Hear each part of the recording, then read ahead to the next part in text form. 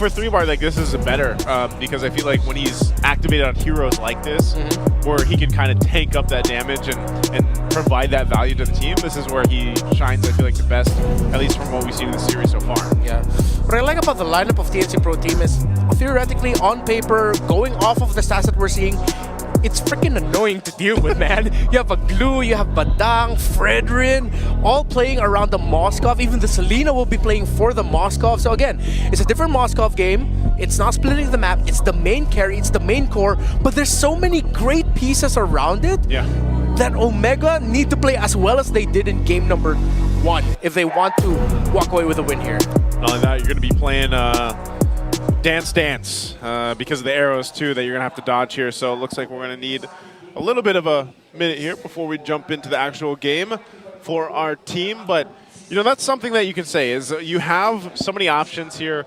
I feel like in a sense on both sides, but like the glaring factor is if Smart Omega wants to fight, they'll fight. If they want to choose to, you know, initiate even early on, that's why I think those first, even under a minute, it's like, where do they set up? Because that was, you pointed this out, Renmar, earlier on, one of the main things that we saw is that early pressure early on, before the game even starts, is crucial for some of the team's early rotation. So jumping into it, we're down to this. It's game number 3 here. Will be Smart Omega or TNC to get the first victory of MPL Philippines Season 16. We got some good protection going on here, though. You can already see this is where you play around TNC's lineup. And they'll go ahead and secure things up here for Zyda. What I also appreciate about this Glue pick, alongside it being paired up with a Badang, is that now it demands perfect entries by Super Yoshi. If he mistimes it, he's a little bit too early, he's going to be left in the dust. Because you have the Glue and or the Badang actually stopping any response that they could dish out to help out this Kufra. And you see, with Chakno being the Kufra guy, and with Badang just so good at being able to stop channels such as that, Super Yoshi, this might not be as a clear-cut game for him as some people might expect. It's going to be tough for the Kufra.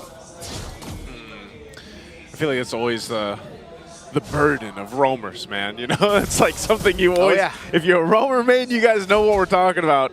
And, you know, part of that, again, is you're in this situation where it's like you can go in for those setups, but if you kind of miscalculate it or you're not able to capitalize on it, then a Kufra alone is kind of just left to try to bounce on out of there, essentially, and where TNC has a lot more options to catch people, to set things up if they need to. And that seems to be the story of Omega's lineup just in general. They're solid parts individually, but if you can't get them to work together, again, they're a fighting lineup. If you can't line that up, then TNC takes over the map. That's still the story of this game.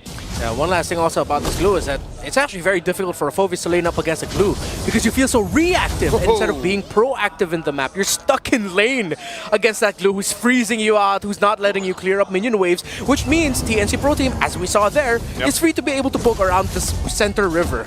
Okay, first turtle up. They'll take control of it. There it is. Jump in. Chakno engages on a Yoshi, forcing a bouncing ball. Oh. A retreat. Lancey flickers on, taken down, popping Yoshi's balloon. And up top again, 3-mar holding James hostage. Threatening a mount here. Will not have to do it just yet because TNC's got it down pat. Turtle over to the Phoenix Army. Exactly what we were talking about. Going to be such a tough game here for this Kufra. I don't fully understand why he was getting vision like that. They weren't winning the EXP lane. They couldn't have gotten much, even if Haji was able to get some good feathered airstrikes in. I feel like that was a bit too forced by Super Yoshi and Omega. Yeah, and you know, to take that decision to just go and punch in that kill for Lancey, that's going to be something that is going to work for him. You know, gets a little bit of lead onto this, but TNC starting strong already in the early game, gets themselves an objective. Now they still can punish with this kind of rotation pressure that they have. And so it's funny because with Smart Omega lineup, they just need some more time to wait, I guess, to pick some of the fights that they're looking for.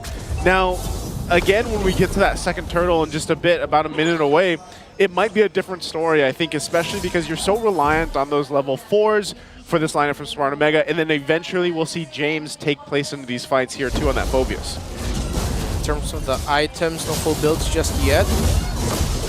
Okay, wait. Ooh, not good for Yoshi. So tough.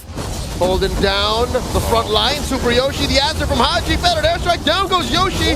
Might be too little, too late. Traded out for the jungler of TNC. Down goes Lancey. Oh, it's go time. 3-mar running away. He won't get away from this. Finally, the new barangay claps back. Massive trades. 3 for none here for Omega.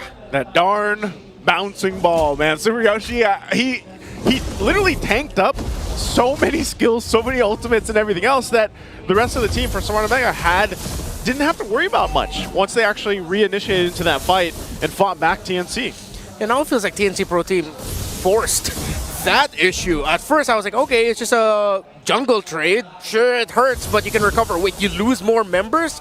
Now they have to reassess their priorities if they want to walk away with this turtle. It's only a 1k gold lead, still contestable. But again, 3mar, Chaknu, just have to make sure they're in the same page with the rest of the team. TNC may have overcommitted. They're forced out of the turtle pit. All 5 members of Smart Omega are here, holding back TNC. In comes James. Whoa. Lancy gets caught out. Feather strike. Swiping away. In comes Haji. Zaida down to but 0 health now. Ryzen secures the turtle. Netsky takes down Zaida. 3mar falls as well. Double kill for the homecoming hero from Malaysia. 3 for none once again. And that's exactly what I was talking about with their fighting power around objectives. You saw it just right there, and it was a great start. I feel like we're going to be saying this again. Just follow James. Go with James. Go with James. Go with James, and if you're Super Yoshi, okay, maybe sometimes the obvious target isn't the best target. He looked away from the team fight, acknowledged that Lancy was around the middle lane, will be passing through the shrubs, and then he was able to start that off with an advantage for Omega because the Selena was taken away so quick. Without the threat of the Abyssal Arrow and the damage the Selena can dish out, that meant Zaida was just a sitting duck. 3mar was forced to respond into what just was a losing fight already. Omega have played 2 things very well, similar to game number 1, off of TNC overextending and mistiming in their engagements. Yeah, this is crazy too because just, in a matter of a couple minutes, you balloon yourself up 4,000 gold ahead. You can see, of course, some of the first items already locked in for both sides, but nearly to that second item now for Smart Omega with that kind of lead gives them that advantage. And, this is something that TNC has had to deal with now a couple times where it's like, all right, it's kind of slipping too far one way. Now your frontliners or your initiators, they have a difficult time actually trying to set something up. And then you're in that case where it's like, all right, let's just play around the Selena. If an arrow lands, maybe we can do something about it. But then really, is there enough damage to follow through? Well, Benny Cutie just isn't there yet. And you look at the difference between the gold laners, Netsky is feeling pretty good here, sitting at 2-0 and a whole lot of gold. Okay. So now TNC Pro Team, I think, yeah, just have to play around this Moskov, opening what he can in the map. And then when it comes to the team fights, it's so risky to take a full-on team fight here because Benicudi still barely has items. Your other main damage dealer needs to dive up against that lineup.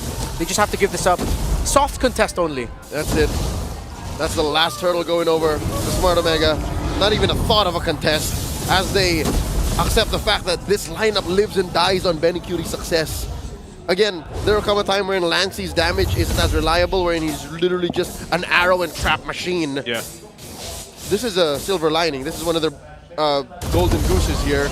Benicudi not dying just yet. This is where that, what we've talked about many times, where it's like, when you have a Farsa that mid lane mage that just does so well at just laying down the artillery fire, it allows Netsky to be a little more, cautious in how he approaches the fight, where he drops his Dominant Force, because, and then you also have a Hayabusa there too. So it's like you soften up the TNC lineup already before even Netsky has to pop his Dominant Force and fight. Oh, James stole the orange. Wow, deja vu from game 2. Yeah, Zaida even had to commit the Fraser's Wrath. Yep. Not able to get it. See here, Benicudi just opening up the map, and this is what you can expect really from TNC. The rest of the team sticking as 4. Then maybe have someone close enough relatively to Benicudi if ever there's not enough info to where maybe the Hayabusa is or maybe where the Farsa is that could take the Moskov out quickly. Just to set expectations, this is not how you win.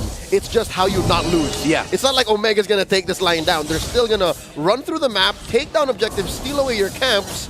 It's up to TNC to find that window of opportunity, that little pivot to take down members of Omega. It's literally just pick off now. You just have to pick one off. Like this. Maybe start with James? Yeah. And again, you're also Moskov. One Spear of Destruction can take the Lord away and completely turn the game around a la Oheb and MSC. So there are still those possibilities. Those are your conditions for winning. So far, what we're seeing from Benicudi is just him getting farm, which you need to. Yeah, because it's a catch-up game right now for TNC, and that window of opportunity is so small right now for TNC. Like, the right things have to fall in place for them. The question is that the First Lord? Are they actually in a position to go ahead and contest it? It looks like they want to swing this way, but still, if they lose this fight, it puts them even further behind, because a 6,000 gold lead for Smart Omega, they're playing to this power spike for them really well. If Malefic Roar picked up by Ryzen, they can actually go toe-to-toe with some of these tankier members. Half health on the Lord right now. Benny's still up top side. They just give this one up. I think they should. Oh no, yeah.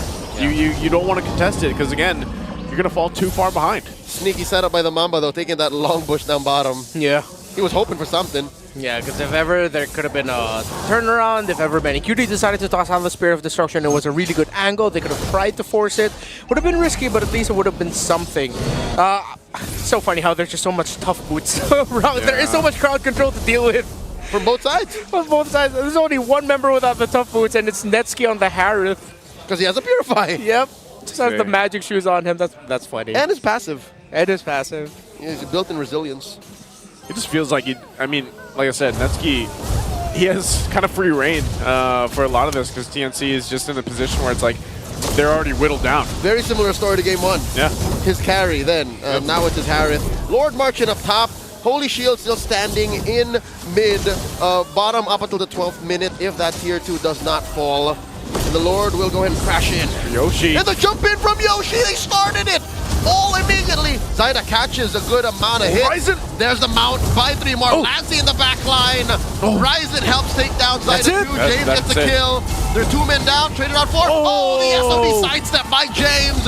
And the base is under siege. Smart Omega take the first win in Season 16. The new Barangay comes out for a victory in their first match here against TNC. That's exactly what you want to do if you are a lineup that's looked down on. A lot of doubts about your chemistry and how well you can play together in your first season together.